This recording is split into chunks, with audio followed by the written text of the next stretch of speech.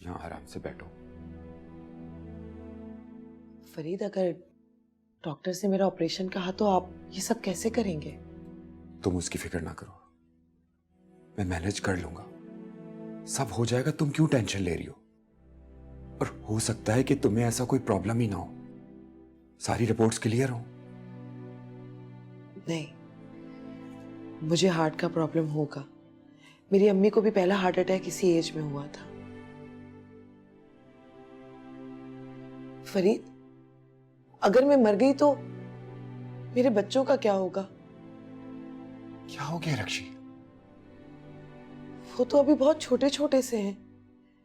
मेरे बगैर वो कैसे? क्यों पागलपन की बातें कर रही हो? तुम्हें कुछ नहीं होगा।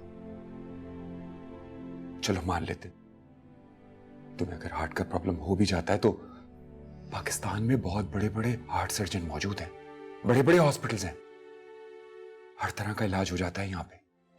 क्यों परेशान हो रही? आओ आओ भाई, ये भाभी की दवा है। Thank you. भाभी, अब तबीयत कैसी है आपकी? बहुत बुरी, बहुत खराब। अरे आप ऐसा क्यों कह रही हैं? आप बहुत अच्छी हैं और ये बात हम सभी जानते हैं। हाँ, इख्तिलाफात अपनी जगह पर, लेकिन देवर और भाभी का रिश्ता तो हमेशा कायम रहेगा ना। क्यों भाई?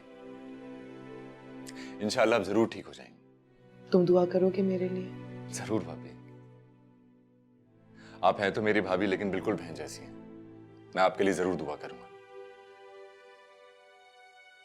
सफीर, वो मैंने तुम्हारे और उजाला। नहीं नहीं भाभी, इट्स ऑल राइट। पुरानी बातें भूल जाएं। और वैसे भी बड़े बुजुर्ग कहते हैं ना, ये रिश्ते और शादी वगैरह सब नसीब के खेल होते हैं।